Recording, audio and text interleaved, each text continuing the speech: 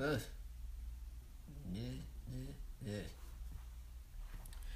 Y'all, I am in desperate need of a mini facelift. Anybody want to give me some money?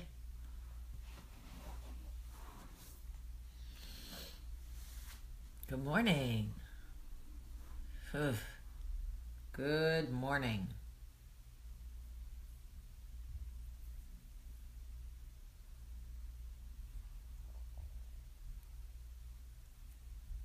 Good morning. As my mascara runs into my eyeballs. Good morning, good morning, good morning.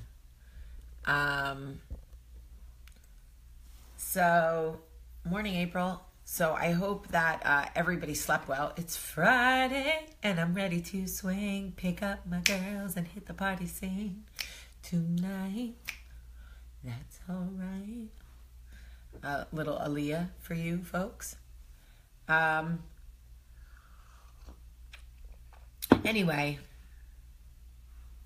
it's Friday and I am really amazed at how good I feel. We went last night. It was our first like real date night since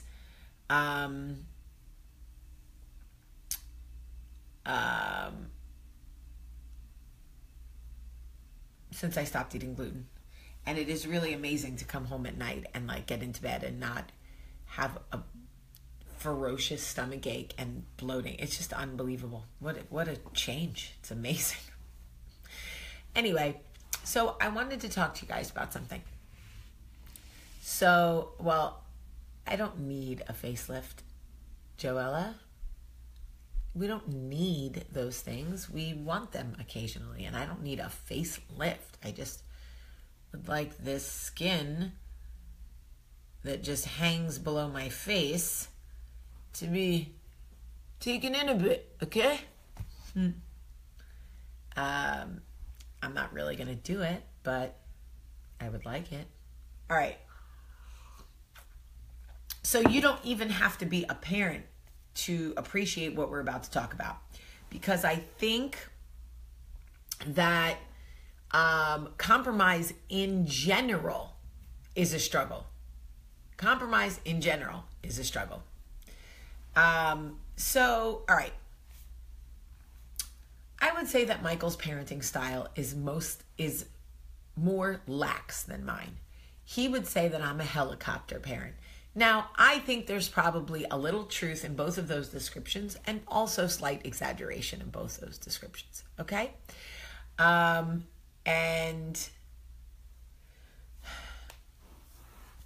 when it comes to our children, I tend to parent more like my mother. And Michael tends to parent more like his mother.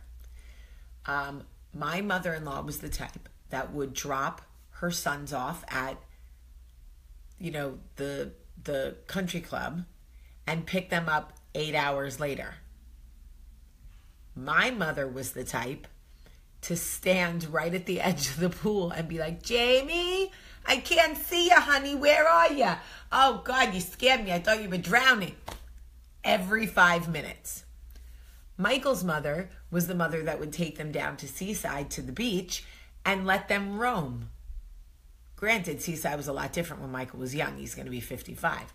But still, let them roam. Let them go into the ocean with her not even on the beach. Just like, I don't even know what that's like. My mother would take me to the Jersey Shore and hike her cover up to her boobs and hold my hand and then let go and go, to your knees. I said to your knees. You're at your thigh. Did you hear what I said?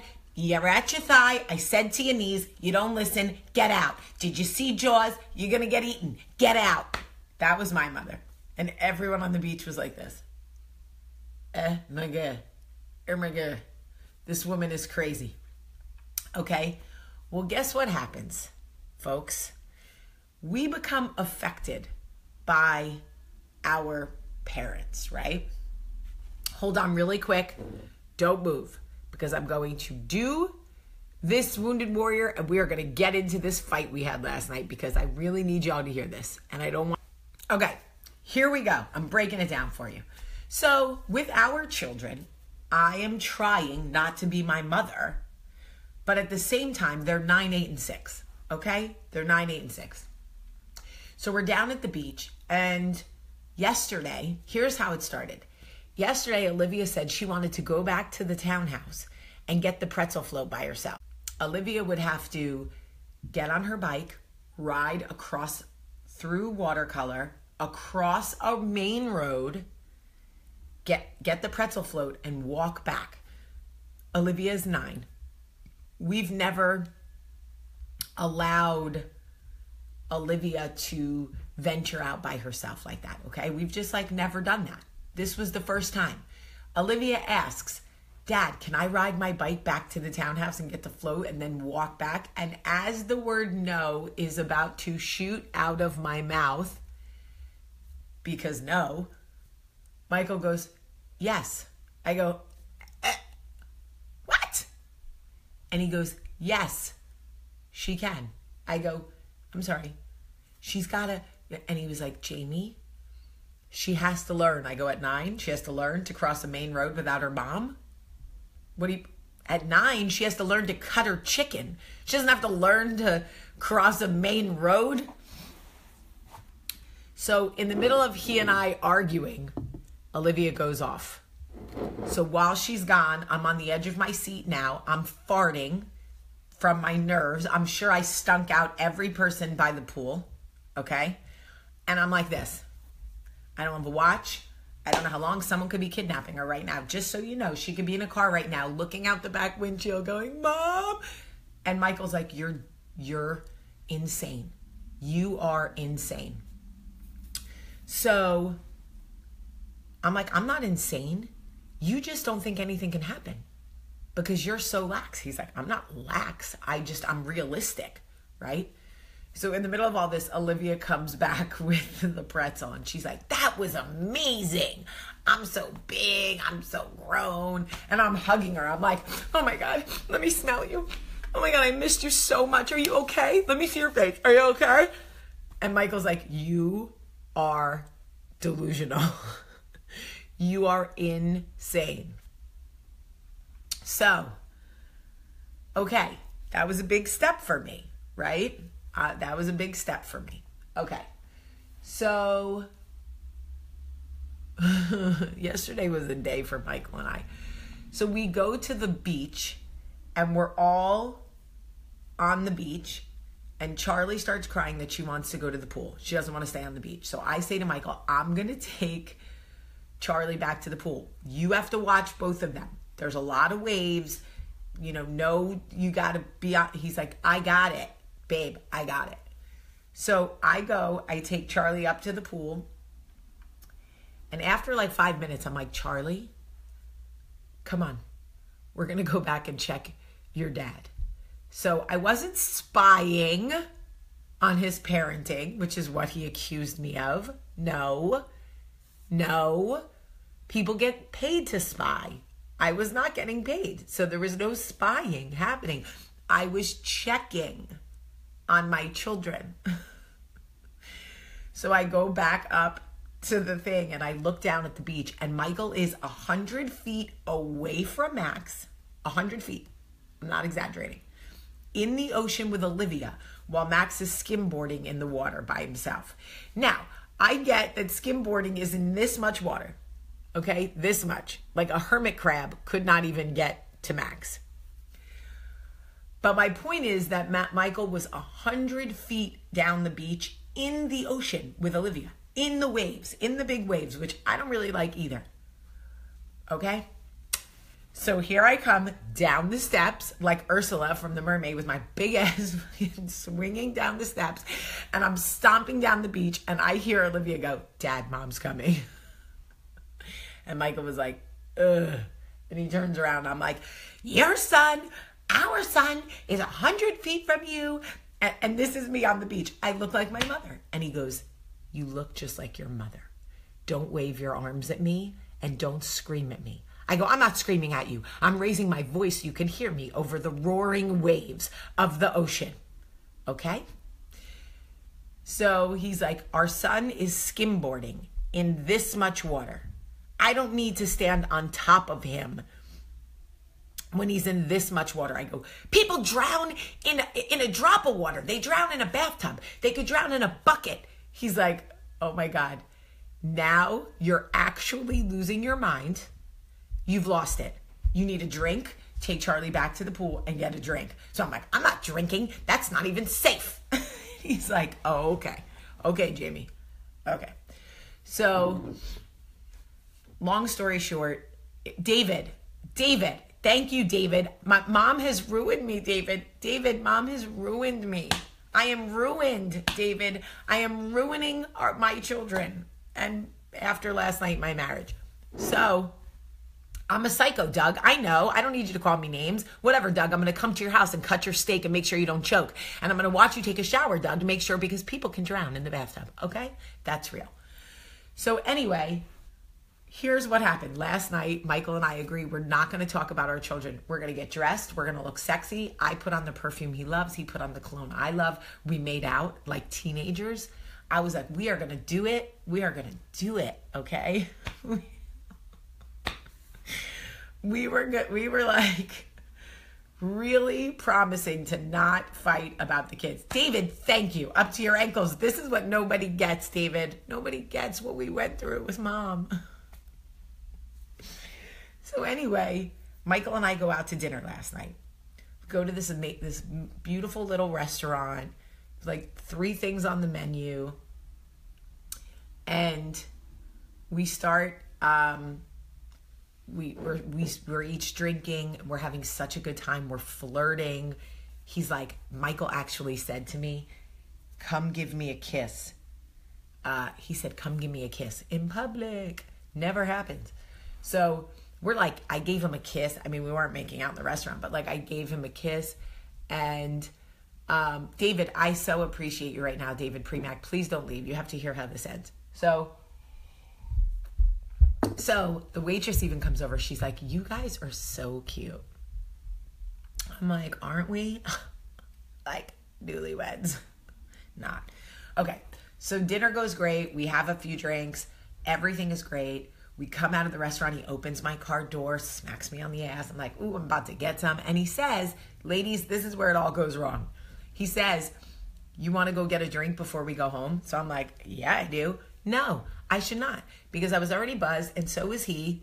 No, that's a lie. He was not buzzed. He had 1 glass of wine. I was buzzed because I had 2. So we drive, 40 feet down the small seaside road, and we're back home. And we go to the gathering spot last night, and we have a drink. And Michael says to me, hey, okay, now follow me here, people. Follow me here, okay? Michael says to me, so listen, I told the kids that I was going to take them to this water park in Chattanooga while you were in LA next week. I go, I'm sorry, what? He goes, don't freak out. Don't freak out. But I told the kids that I was going to take them to a water park in Chattanooga next week while you were in Los Angeles. I go, wait, you told the kids that? And he goes, yeah. I go, you told the kids that you were going to take them to a water park in Chattanooga without talking to me first? You told the kids? And he goes, yeah, what's the big deal? So I go, what's the big deal? Okay. What is this water park? He's like, I don't know. Someone told me about it. I go, you didn't research it before you told the kids you were going to take them? And he's like, are you getting mad? I go, yeah, I'm getting mad. I look it up. It's like big rides. It's all of these things. So I say to him, I can't work. I can't go to LA and have any peace or work or anything while you are taking my kids to a water park in Chattanooga, where I don't even know where Chattanooga is. What is that even? A town, I guess? What state, Michael? What state is Chattanooga in? And what are you going to do at said water park? And how are you going to watch 3 kids when 2 want to go on this ride and 1 wants to go on this ride? So I, of course, start going into every worst case scenario. Yeah, Michelle, I know I'm crazy. I don't need anybody to tell me I'm crazy. I already know. That's why we're talking about it. So he's like, you know, I say to him, you would send Max into a bathroom by himself. He's like, Max is 8. I go, yeah, he's 8. You would send him into a bathroom by himself. He's like, yeah, and? I go, and? Yes, David, more like Chad, a no-go. So he's like, you wouldn't send Max into a bathroom by himself? I go, no. No. My son is the salt of the earth. My son believes that every human being is good. That everybody is good. That nobody will ever hurt anybody. If any man told Max, come in this stall with me, come do this with me, Max would be like, okay, do you need my help? It keeps me up at night. It is polarizing to me that my son is so trusting and engaging with human beings and adults that he just believes. And Michael's like, when was the last time you heard that a boy went into a bathroom and was assaulted by a man lurking in a bathroom? And I'm like, oh my God. When was the last time that you heard a wife killed her husband with a butter knife at the gathering spot at Watercolor? Because it's about to happen. Okay? I am crazy. I know I'm crazy. But my mother made me crazy. My mother told me that you couldn't put your name on your backpack because somebody would know your name then and kidnap you. My mother told me that you could never go into a public bathroom by yourself because there were people waiting in the stalls to sexually assault you. My mother told me that scented tampons were going to rot the inside of my vagina out. Okay? And I believed her. I believed it. And so it's affecting my brain. Okay? And I can't go to LA and work knowing that Michael and my kids are on the road again, just driving to Chattanooga, hours away, which I don't know where that is, to some water park where Michael lets them. You know what else Michael's lax about?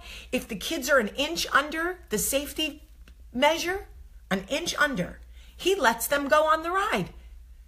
I do not. Because the safety measures are there for a reason. I don't want my 6-year-old sliding out the chute and flying off the ride. Okay? I don't want that. I don't want my son in a public bathroom by himself. I don't want Olivia riding across Main Road yet. I'm not ready. I'm not ready. I am Susan standing on the edge of the beach going, you're going too far. You're going too far. You're at your thighs. They said your knees. Get out. Everybody out. That's me. That's me. So Michael basically told me last night that I don't trust him. He said, you don't trust me. You don't trust my parenting. And it's a problem in our marriage. It's a problem in our marriage? I didn't know that. And he said, yeah, it's a problem. I said, I trust you. What do you mean? Of course I trust you. But you are lax in your parenting. And he goes, no, Jamie, you're crazy in your parenting. You're a helicopter mother who wants to keep them in your kangaroo pouch until they go to college. And then they're going to go to college and they're not going to know anything or how to do anything because you only let them in the ocean up to their ankles. I said, let me tell you something. My children are dope. And they know more than most kids their age. I keep it all the way real with them. And just because I don't want to expose them to lurking dangers in a public bathroom at a water park does not mean that I am damaging my children and that they're going to go to college not knowing anything because they had a helicopter parent. I trust my husband. I don't trust the world. I'm scared. My kids are all I have. My dog just had a heart attack at the end of his leash, people. It's not even supposed to happen like that. It gives me nightmares. So here's the thing. The point of this conversation, this coffee talk, is compromise is hard. Because what I said to Michael last night was, you think they're just your children. You think, like, when I'm not around, they are all my rules and all of the things that matter to me go out the window because you're the sole parent. And he's like, yeah, but I don't do that. When Michael is gone, I still follow our family rules. When I'm gone, he lets all mommy's rules go away. Okay? So how do we compromise? Well, we ended up leaving the place last night mad. We walked out not talking to each other. I was like, I can't believe you think I don't trust you. That is not a fact at all. I trust you. But we have to compromise. And I don't know what that compromise is. Like, go to Chattanooga. Fine. If you want to take our children to Chattanooga, fine. But like, what are the parameters? What rules can we agree on so I can go to LA to work for 2 days and feel safe and have peace? Because if I'm already having anxiety right now, my stomach hurts. My stomach hurts. So we're going to try to talk today when cooler heads prevail and compromise. But I am coming to you guys with, how do you compromise?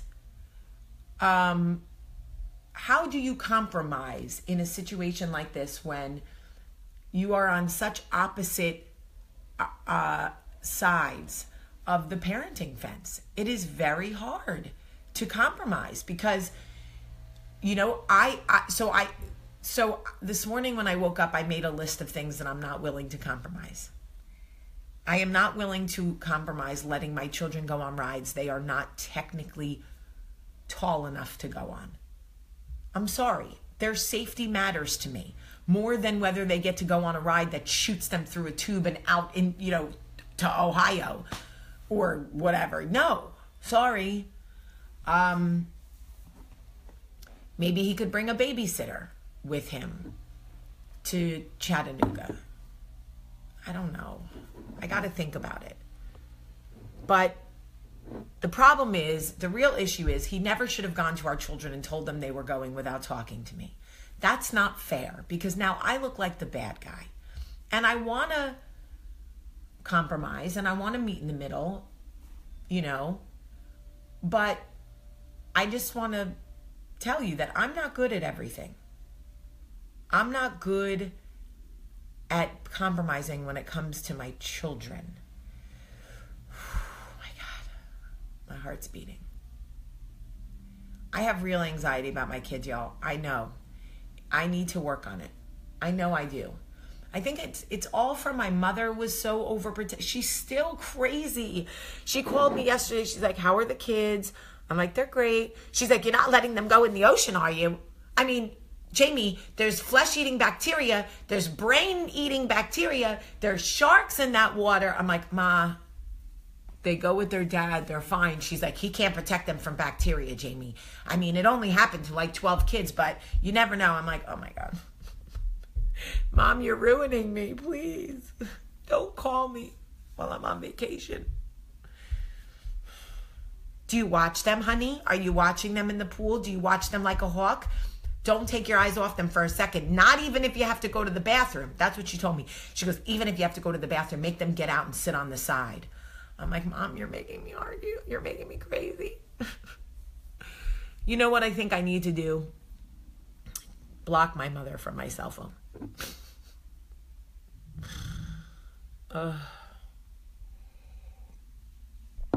I know. I just want everybody who is saying, Jamie, you need to let Michael parent. You need to let him. I know. I hear you, and I know that you are right. And I know that I am not always right with this stuff. And I know that Michael is a wonderful father whom I trust implicitly with our children. Some of this is my issue. David, I just want you to know, David, my love, that you and Jillian don't have babies yet. Just so you know, when you have babies, it's going to start with you. It's going to start over there. Just wait. Oh, what'd you do today, David? Oh, Ma, we took the baby to the park. Did you watch her? Did you put sunscreen? Did you put a bonnet? Did you hold her? Don't let her go down the slide, David. She could burn. She could get a burn on her foot. She could break her femur. Wait. Just wait, David. It's going to start. I just appreciate y'all so much listening to me, because I really needed this coffee talk for me more than you. I don't even know if I've said anything that matters to you. I don't even know if this coffee talk was a coffee talk. I think it was a conversation between Jamie and her morning friends, because I just needed to talk it out. I'm feeling some type of way. I'm feeling anxious. I'm trying to compromise with my husband. It's very hard to compromise when it comes to your children. It's also hard not to be angry when they go to the kids before they come to you, and say, they tell the kids that they could do something without telling me. Stephanie Campos, who just asked me, would I be upset if Michael didn't want me to take my kids somewhere without him? No, I wouldn't. Because I'm so anxious about the safety of our children that if Michael said, I don't feel good about this, I would be like, oh my God, there must be something I can't see. We're not going.